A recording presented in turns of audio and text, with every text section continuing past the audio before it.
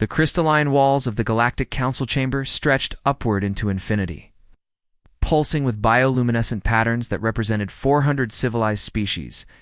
Marcus Webb stood at the center platform, alone, under the gaze of thousands of alien eyes.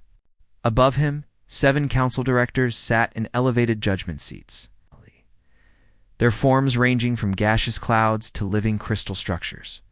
The air hummed with translation devices working overtime to convert his words into hundreds of languages. Simultaneously, this was the moment humanity had feared since joining the galactic community. A human standing trial before the most powerful governing body in known space, Director Calvish, a crystalline being whose body refracted light into rainbow patterns, projected a holographic image into the chamber's center. The assembled delegates gasped, recoiled, and activated distress signals. The footage showed Marcus in a classroom, pressing down on a training dummy with brutal force. The dummy's chest compressed deeply. Synthetic bones cracked with each push. Instructor Webb Calvish's voice resonated through every translator in the massive chamber. You stand accused of introducing combat techniques into medical training, of teaching methods that constitute torture by civilized standards. 17 species have filed formal complaints. To have threatened to withdraw from the Intergalactic Academy if humans continue teaching. Marcus looked up at the towering assembly. Representatives from gentle worlds who had never known real pain. Species whose evolution occurred in safety and peace.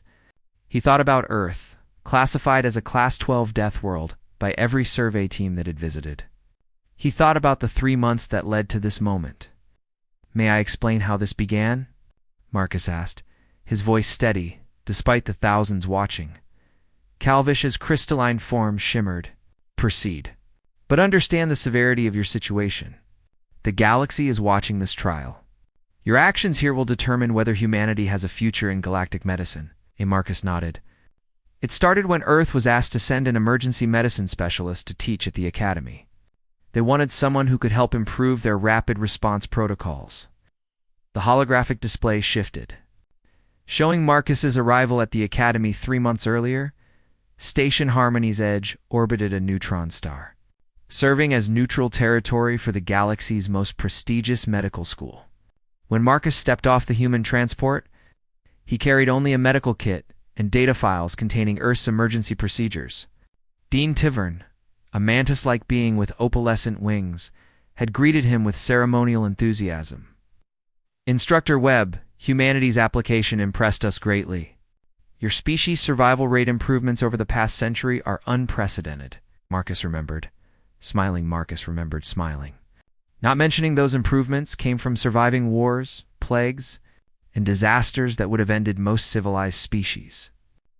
His assigned class consisted of 23 students from 17 different species. Young, eager medical trainees preparing to become emergency responders for the Galactic Rapid Intervention Fleet. The first day had been simple. Introductions. Students named Jox, Viaranpila Resh, and Torque. Species Marcus had to quickly learn: the aquatic nereids, six-limbed Kresh, empathic lumens, reptilian Grath, and feline Valora. On the second day, a Valora student named Jox had asked during class, "Is it true humans are from a high classification world?" Class 12 Death World, Marcus had confirmed, though we just call it Earth. The students exchanged worried glances. Their various communication methods, creating a symphony of concern that needed no translation. Teaching had gone smoothly at first. Marcus covered basic triage assessment and emergency response protocols. The students seemed engaged, recording notes through their various methods. Everything changed on the third day when Marcus introduced emergency cardiopulmonary support. "Today we're covering cardiac arrest response," Marcus had announced. Wheeling in a standard medical training dummy, the gray, featureless humanoid form was used across the galaxy for medical practice. Raish, a gelatinous student, pulsed a question through their translator.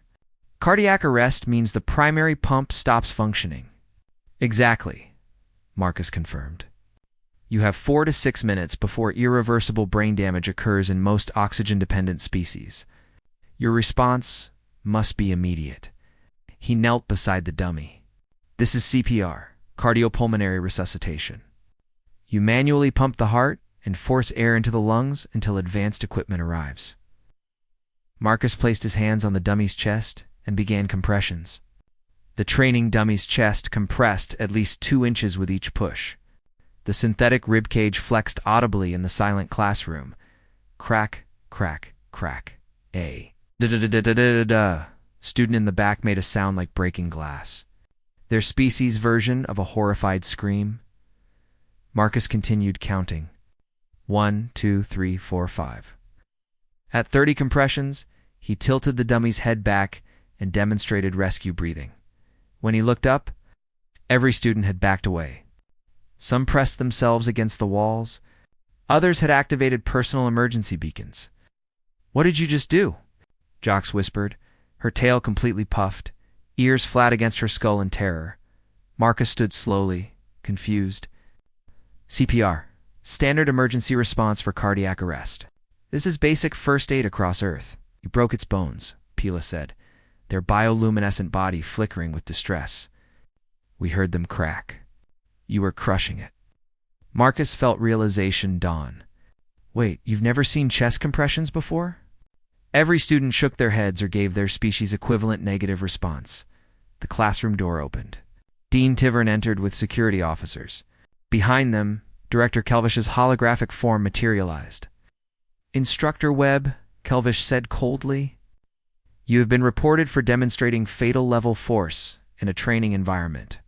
Students will be evaluated for psychological trauma. You are suspended pending investigation." Marcus felt his stomach drop. "Director, I was teaching standard emergency response. You demonstrated techniques that would kill any civilized species," Tivern said, wings trembling. "The force required to compress a chest that deeply would shatter the ribcage. Students believed they witnessed instruction in murder disguised as medical aid. On Earth is a Class 12 death world," Kelvish interrupted. "We are beginning to understand your medical practices may be incompatible with civilized medicine. You will come for formal inquiry." As security escorted Marcus from the classroom, he saw fear in his students' eyes. They did not see a teacher trying to help. They saw a predator from a nightmare world demonstrating how his species broke bones and crushed organs as casually as breathing. The formal inquiry took weeks. Investigators examined every aspect of human emergency medicine. Each revelation seemed to horrify the committee more than the last. By the end, Marcus stood in the Galactic Council's high judgment chamber, facing accusations that could ban humanity from medical practice across civilized space forever. Now, standing before the assembled galaxy, Marcus understood the weight on his shoulders. This was not just about him. This was about whether humanity's Deathworld origins made them too dangerous to participate in galactic civilization. Whether their survival instincts, honed by millions of years of violence, could ever be compatible with species who had evolved in peace. The chamber waited for his response. Thousands of alien representatives watched to see if humanity would defend their brutal efficiency, or admit their methods were too savage for civilized. Medicine Marcus took a breath and began to explain what human emergency medicine really meant. The investigation committee room felt like a cage. Marcus sat across from 3 senior medical officials who held his future in their hands. Director Calvesh's crystalline body refracted the room's light into sharp angles. Dean Tavorn's wings fluttered with barely controlled agitation. The third investigator was new, Surgeon General Lix, a towering insectoid creche whose compound eyes processed information faster than most species could think. "Let us be clear about the charges," Calvesh began. Holographic images floated between them, pulled from Marcus's teaching materials. "In addition to the chest compression incident, we found multiple concerning procedures in your planned curriculum." The hologram highlighted an image showing the Heimlich maneuver. A person standing behind another, arms wrapped around their abdomen, hands positioned to deliver upward thrusts. "This technique appears to be another compression-based intervention," Calvesh continued. "According to your notes, it addresses obstructed airways." "Correct," Marcus said. "When someone is choking, you compress their abdomen with enough force to create an artificial cough through rapid diaphragm compression." Tivorn interrupted, reading from the manual. "Instructor Webb, This would rupture internal organs in 70% of known species. Marcus leaned forward. But not in humans. That's the critical point. Human physiology is aberrant, Surgeon General Lick said, mandibles clicking. We have been reviewing Earth's medical literature extensively. Your species' durability is unprecedented. Tell me, is it accurate that human bones can withstand over 1,600 pounds of pressure per square inch? That's within normal range for us. Yes. The three investigators exchanged looks that transcended language barriers. Universal expressions of shock and concern. Of Alora's ribs fracture at approximately 200 pounds per square inch, Lix continued. And Nereids at 100 phi. FTI, even the lumen's crystalline structure shatters at 600. Your CPR technique applies roughly 300 pounds of force per compression. That's necessary to pump the heart when it stops, Marcus explained. The human rib cage is designed to flex under that pressure. Yes, sometimes ribs crack during CPR, but that's acceptable when the alternative is death. Silence filled the room like a physical presence. Acceptable, Calvesh repeated slowly. You find it acceptable to break bones while rendering medical aid. When it saves lives, absolutely. Over the following days, the investigation expanded like a flood, consuming everything in its path. Marcus was required to present Earth's entire emergency medicine curriculum. Each new revelation seemed to deepen the committee's horror. Tourniquets, deliberately cutting off blood flow to prevent hemorrhaging, were declared barbaric. Bone splinting, immobilizing fractures using rigid materials and pressure, was classified as medieval torture. Emergency tracheotomies, cutting into the throat to create an airway, were labeled surgical combat techniques with no place in civilized medicine. Then Marcus presented burn treatment protocols. You deliberately remove damaged tissue while the patient is conscious? Tivorn asked, incredulous. If necessary, yes. Debridement prevents infection, and by the eternal stars, the dean whispered. No wonder your species survived on a death world. You are built to endure what would destroy us. Surgeon General Lix had remained mostly quiet during presentations, but now spoke. I have a proposal. We are scientists and scholars of medicine. Rather than relying on theoretical horror, I suggest a practical demonstration. Absolutely not, Calvesh said immediately. We will not subject any being to these techniques. Not on a living subject, Lix clarified. We have advanced medical simulators calibrated for hundreds of species. If Instructor Webb's techniques are truly effective for human physiology, let him demonstrate on a simulator programmed with human specifications. Let us see what his medicine actually accomplishes. Marcus felt hope surge. I would welcome that opportunity. Calvesh's form pulsed with consideration. Very well, we will arrange a demonstration before the full medical faculty. Instructor Webb, you will have one chance to prove your methods are medicine rather than violence. Word spread through the academy like wildfire through dry grass. The human instructor who taught bone-breaking techniques would give a public demonstration. Students whispered in corridors about the upcoming spectacle. Faculty debated in conference rooms. Some called for immediate expulsion. Others, including some of Marcus's former students, quietly expressed curiosity about whether human medicine might actually work. The demonstration was scheduled in the Academy's main medical theater, an amphitheater where surgical procedures were broadcast for educational purposes. Hundreds would attend. The event would be recorded and transmitted to medical institutions across the galaxy. Success might save Marcus's career.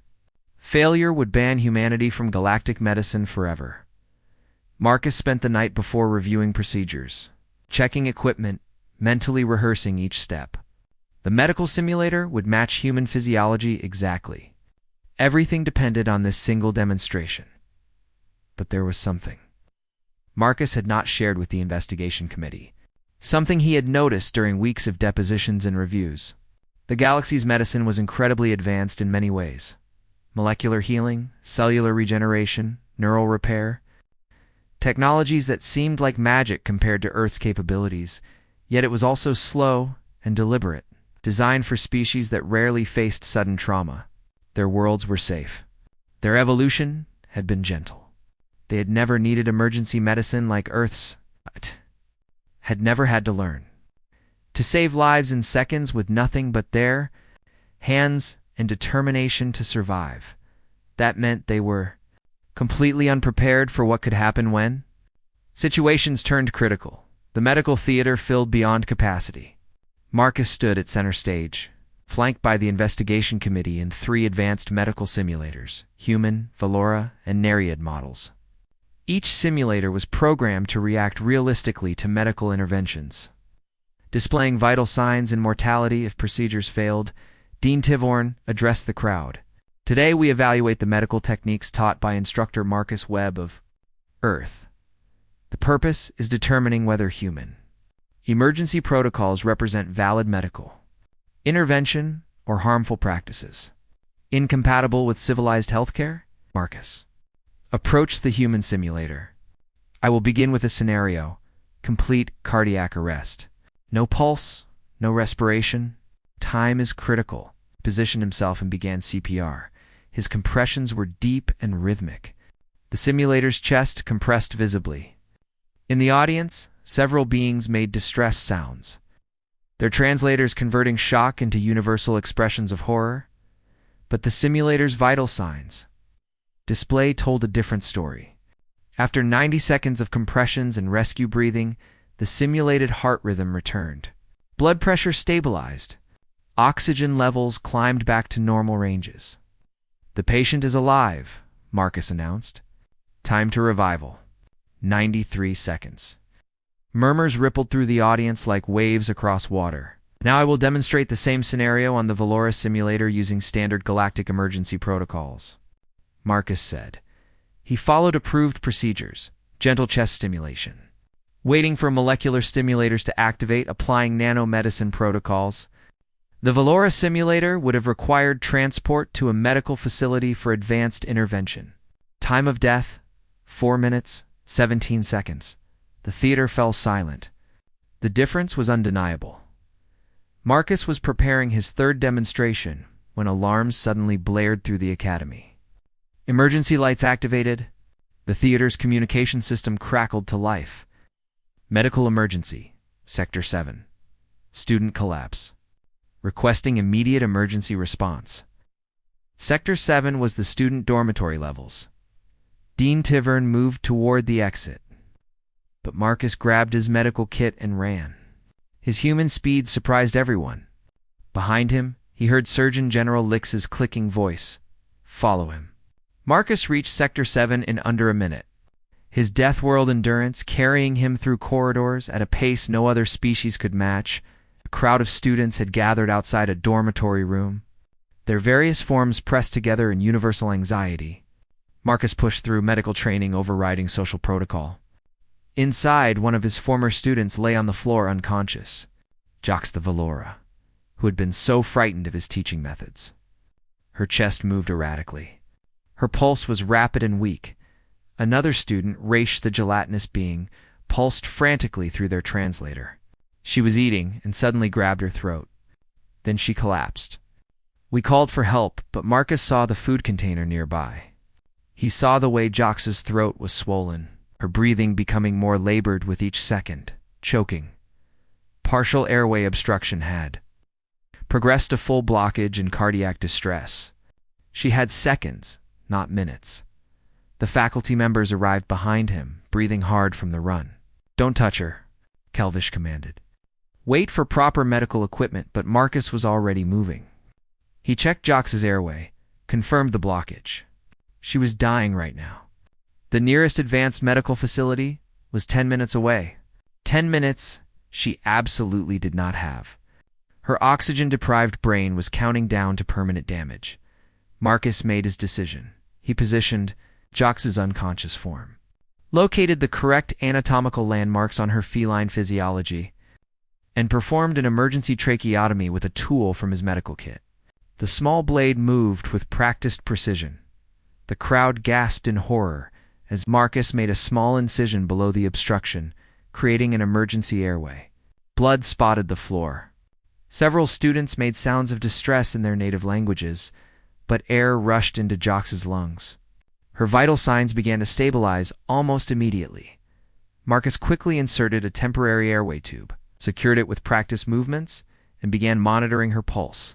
She needs transport to medical immediately, but she's stable now. The obstruction can be removed surgically under controlled conditions. He looked up to find the entire crowd, students and faculty alike, staring at him with expressions ranging from horror to awe. Some looked ready to flee. Others seemed frozen in shock. Dean Tavorn's wings trembled violently. "You cut into her throat." "I saved her life," Marcus said quietly, meeting the dean's eyes. "In Earth medicine, we call that a success." The medical transport team arrived within minutes, carefully securing Jocks onto a hover stretcher while monitoring the temporary airway Marcus had created. The lead medic, a serpentine being with multiple arms, examined Marcus's emergency intervention with undisguised shock written across their features. "The incision is precise," the medic said slowly. "Minimal tissue damage considering the circumstances. The tube placement is textbook perfect, if such a textbook existed for this procedure." They looked at Marcus with new eyes. "Where did you learn surgical field medicine?" "Earth," Marcus replied simply. "Every paramedic knows how to perform an emergency cricothyotomy. It's not ideal, but when someone cannot breathe, you have about 90 seconds before brain damage begins." The students who had witnessed the emergency stood frozen in the corridor. Their various forms of expression all conveyed the same emotion. They had just watched what they believed was violence. But the violence had saved their friend's life. The cognitive dissonance was visible on every face. Surgeon General Lix approached Marcus, compound eyes glittering with something that might have been respect or fear or both. "You made that decision in under 3 seconds. No hesitation. You saw the problem, calculated the risk, and acted. That's what emergency medicine is," Marcus said. "Sometimes you don't have time to think. You trust your training and move. Hesitation kills." "No species in the Galactic Medical Collective moves like that," Lix observed. "We deliberate. We consult. We wait for consensus and proper equipment." The Surgeon General's mandibles clicked thoughtfully. "Perhaps that is why we have never had a name for your kind of medicine. We have never needed it." Dean Tivern arrived with Director Calvish holographic projection. The dean's wings fluttered with barely controlled agitation. "Instructor Webb, you performed an unauthorized medical procedure on a student without consultation, without proper equipment, without letting her die," Marcus interrupted. "Dean, with all due respect, I did not have time to file a request form. I had seconds to act or watch a student suffocate. You could have caused permanent damage. The alternative was certain death," Marcus said flatly. "And I will make that trade every single time. That's what emergency medicine means." 6 hours later, Marcus sat in a private consultation room waiting for the report on Jocks' condition. He had been informed that the procedure to remove the obstruction and repair the emergency airway had been successful. But the long-term prognosis would determine whether his actions were vindicated or condemned. The weight of that uncertainty pressed down on his shoulders. The door opened. A medical team entered, led by Chief Surgeon Ven, a four-armed Thallus, renowned as the galaxy's finest surgeons. Their species had perfected surgical techniques over thousands of years. "Instructor Webb," Ven said, settling into a seat that adjusted to their physiology, "I have just completed the reconstructive procedure. On student Jocks, I wanted to speak with you personally.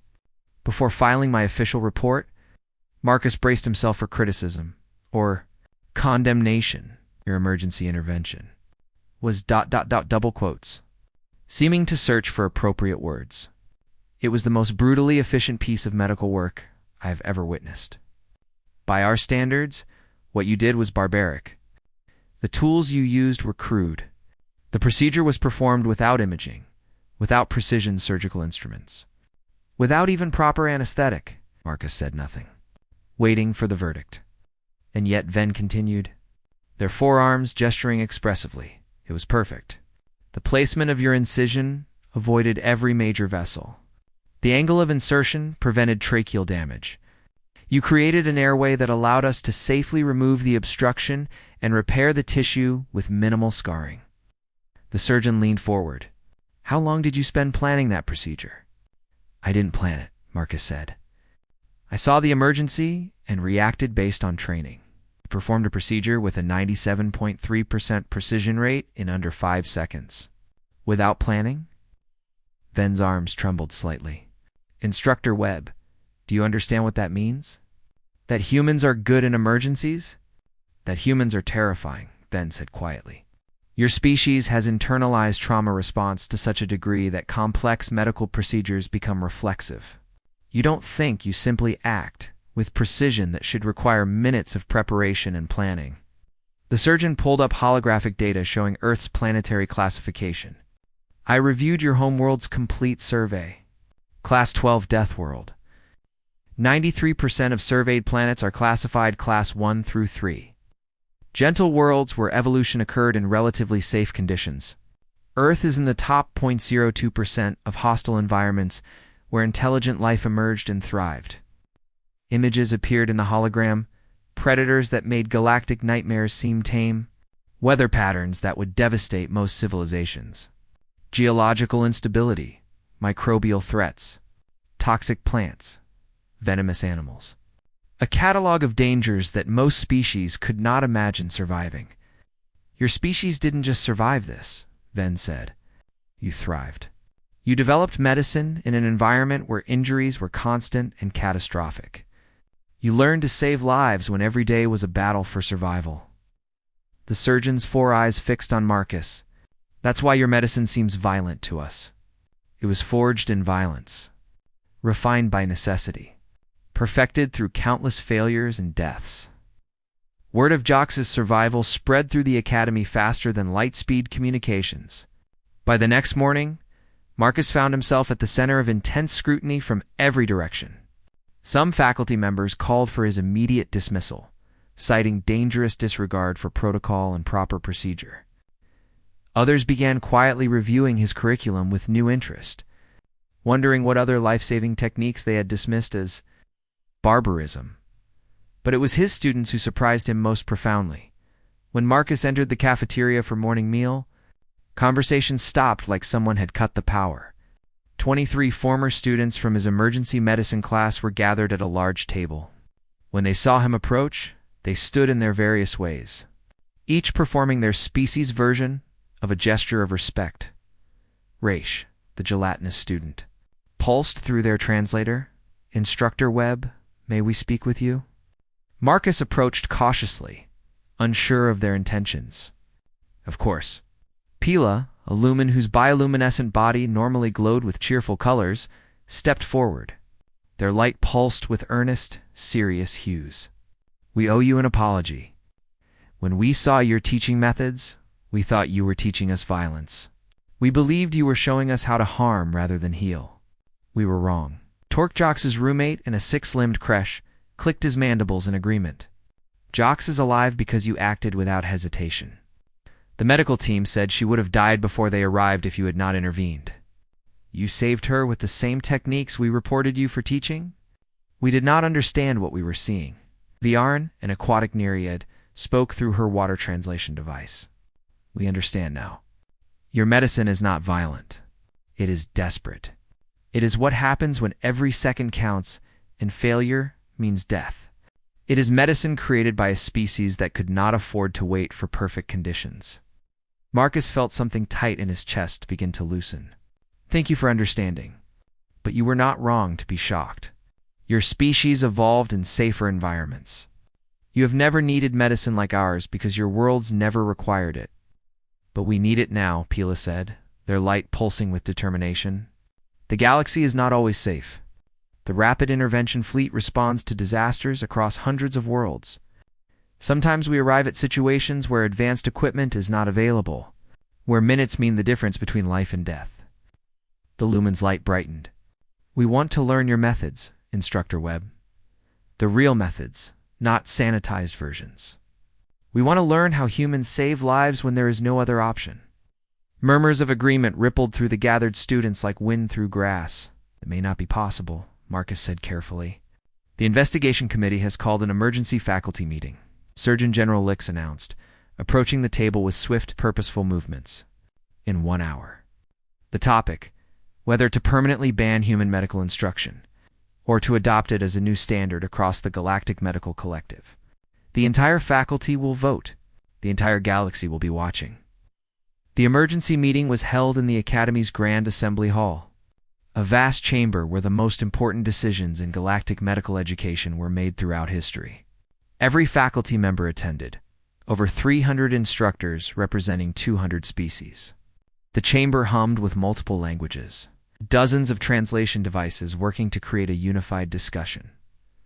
Marcus sat in the respondent's chair, feeling like he was on trial again. In a sense, he was. This time, though, the entire future of human involvement in galactic medicine hung in the balance. One vote could change everything. Director Calvesh called the meeting to order with a resonant tone that silenced all other sound. We are here to address a fundamental question. Are human medical practices compatible with civilized healthcare standards? Or do they represent an aberration that endangers rather than helps? The floor is open for debate. Professor Ilix, a gaseous Velen, who taught molecular medicine, spoke first. Their forms swirled with agitation as they argued passionately. These techniques cause harm during the healing process. They break bones, tear tissue, inflict trauma. How can we call this medicine? How can we teach young healers that violence is acceptable in medical practice? But Surgeon General Lix countered immediately. Because the alternative is death. Student jocks would not have survived using our protocols. Instructor Webb's intervention, barbaric as it appeared, gave us the time to provide advanced care. Is it not better to inflict minor damage if it prevents total loss? Is survival not the ultimate goal of medicine?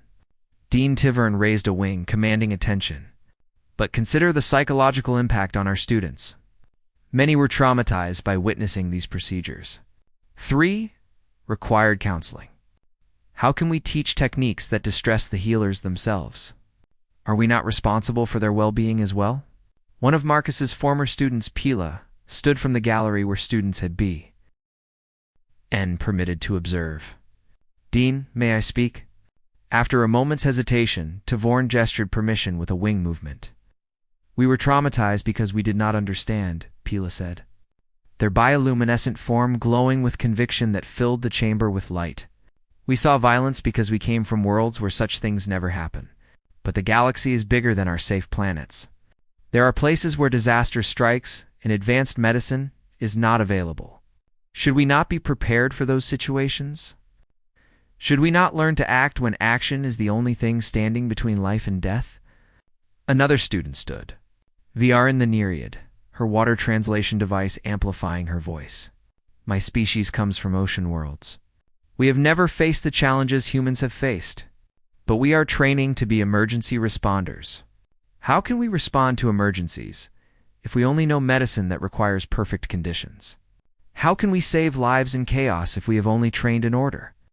More students stood throughout the gallery, adding their voices to the growing chorus. The debate shifted like tectonic plates rearranging a continent. Chief, Surgeon Ven presented technical analysis, showing that human emergency procedures, while aggressive by galactic standards, had success rates that exceeded conventional methods in time-critical scenarios. Molecular healing was superior for long-term care and complex repairs. But human techniques excelled in immediate stabilization when seconds mattered most. What we are witnessing, Ven concluded, is a fundamental paradigm difference. Galactic medicine evolved in relatively peaceful circumstances. We perfected healing because we had time to perfect it. Human medicine evolved in chaos. They learned to save lives with imperfect tools and imperfect conditions because that was all they had. Both approaches have value. Both have their place in comprehensive medical knowledge. The Surgeon General stood, mandibles clicking with the rhythm of important speech. I propose a compromise. Rather than banning human medical instruction, we create a new specialization, emergency field medicine. A curriculum that combines galactic medical knowledge with human emergency protocols. Students would learn both approaches and understand when each is appropriate. This allows those who wish to learn these techniques to do so, while not forcing them on those who find them incompatible with their values or psychology. The room fell silent as faculty members considered this proposal. It was elegant in its simplicity. It acknowledged both the value of human medicine and the legitimate concerns about its impact. Finally, Director Calvish spoke. This would require complete restructuring of our emergency medicine program. It would mean admitting that our current approach has significant gaps. It would mean learning from a single Deathworld species rather than from our combined galactic knowledge built over millennia. Yes, Lick said simply. All of that is true. But it would also mean we could save lives we currently cannot save. And is that not what medicine is ultimately for? Is saving lives not worth the discomfort of admitting our knowledge is incomplete? The vote was not unanimous, but it was decisive. Enough faculty members recognized the value in human emergency protocols to approve the creation of emergency field medicine as a new specialization. Marcus would lead the program development, working with a team of galactic medical experts to adapt human techniques for various alien physiologies. It was a victory, but one that came with enormous responsibility. Director Kelvish addressed Marcus after the vote concluded. Instructor Webb, you must understand the responsibility you are accepting. You will be teaching beings from gentle worlds to embrace methods that will seem violent and traumatic to them. You will be asking them to act with the decisiveness and force that comes naturally to your species, but is alien to theirs. Some will not adapt. Some may be psychologically damaged by this training. Can you accept that burden? Marcus nodded slowly, feeling the weight of those words. I understand. But I would rather they face that challenge in training than in the field when lives depend on them. I would rather prepare them for reality than leave them unprepared for emergencies. Spoken like a true Deathworlder, Lix observed. That is precisely the mindset we need them to develop. The willingness to face uncomfortable truths in preparation rather than discover them in crisis. As the meeting adjourned, several faculty members approached Marcus, expressing interest in collaboration. Others remained visibly uncomfortable with the decision, but accepted it with professional grace. The galaxy's medical community was changing, whether everyone was ready or not, but there was still the matter of the formal charges. The student complaints. The accusations that had led to standing before the Galactic Council's High Judgment Chamber. That trial had been scheduled for the following week. Its outcome would determine not just Marcus's future, but humanity's place in galactic medicine. The week passed in a blur of preparation. Marcus worked with Laura, a floating telepathic being who specialized in interspecies legal proceedings. Together they compiled evidence, medical records, student testimonials, technical analyses of human emergency protocols, and comparative survival rates that told an undeniable story. The challenge, Laura explained, her thoughts translating directly into Marcus's mind with crystal clarity, is that the Council is not just evaluating your specific actions. They are determining whether humanity's entire approach to medicine is compatible with galactic civilization. This trial will set precedent for generations. The Galactic Council's High Judgment Chamber was located on Unity Station, orbiting the galactic core. As Marcus's transport docked, he looked out at the Council complex. It was beautiful and intimidating in equal measure. A crystalline structure that seemed to float in space. Powered by technologies Earth was decades away from understanding. The trial proceeded as it had in his memory and nightmares. The accusations, the horrifying footage designed to shock, the prosecution's arguments that human medicine was too brutal, too violent, too dangerous for civilized species to embrace. But then came the defense. Student testimonials. Jox herself, speaking about being saved by the techniques that had terrified her classmates. Surgeon General Lix's technical analysis. Chief Surgeon Ven's detailed explanation of why human emergency medicine represented not barbarism, but necessity. Marcus gave his final statement. Looking up at the 7 directors and the assembled representatives from 400 species, you asked me how I respond to the charges. I am guilty of teaching medicine that makes civilized species uncomfortable. I am guilty of introducing protocols that seem violent to those who have never needed them. I am guilty of challenging the idea that medicine must always be gentle and perfect. But I am not guilty of harming patients. I am not guilty of endangering lives. And I am not guilty of teaching violence. I taught survival. And if this council cannot see the difference, then humanity has no place in your galactic civilization. And you have no place saving the lives that only Deathworld medicine can save. The council deliberated for hours. When they finally returned, Director Calvish announced the verdict that would change everything. This council finds instructor Marcus Webb not guilty. Furthermore, we recognize that emergency field medicine represents a valuable addition to galactic medical knowledge. Human emergency protocols will be integrated into the Galactic Medical Collective's training programs. Available to all species who wish to learn them. Relief and triumph flooded through Marcus. But Calvish continued. However, we must acknowledge what this decision truly means. For 3,000 years, galactic medicine has operated on the principle that healing should never cause harm. Humanity has forced us to recognize that sometimes minor harm prevents major harm. Sometimes violence in service of life is necessary. This is an uncomfortable truth for civilized species, but it is truth nonetheless. The director's crystalline form pulsed with something like respect. Instructor Webb, you argued that our civilization's gentleness made us unprepared for emergencies. You are correct. But understand this. Gentleness is not weakness. Our advancement toward painless healing is an achievement worth preserving. What you offer is not a replacement, but a supplement, a necessary tool for specific situations. And we accept it because different circumstances require different approaches. 5 years later, Marcus stood before the live-saved wall at the Academy. Over 300 entries now documented cases where emergency field medicine protocols had saved lives that conventional methods could not have saved in time. 300 people alive because someone had been willing to learn uncomfortable medicine. A new student approached. Kira, from the core world Serenity 9. My family says I am learning barbarism, Kira said. But my cousin died last year from injuries that could have been stabilized if someone had known human emergency protocols. I do not want anyone else's family to go through what mine did. Marcus welcomed Kira to the program, understanding that this was how change happened. Not all at once, but one student at a time. One life saved at a time. One uncomfortable truth accepted at a time. The galaxy was learning that civilization and survival were not opposites. That advancement meant acknowledging gaps in knowledge, even when that knowledge came from unexpected sources. That sometimes the species from the nightmare world had lessons worth learning. Human emergency medicine was no longer seen as barbaric violence. It was simply another tool in the vast arsenal of galactic medicine. A tool forged in Earth's crucible of constant danger, refined by necessity, and now available to save lives across the stars. Marcus looked out at his new students practicing CPR on simulators, learning to overcome their instincts against causing harm, preparing for the moment when they would need to act decisively.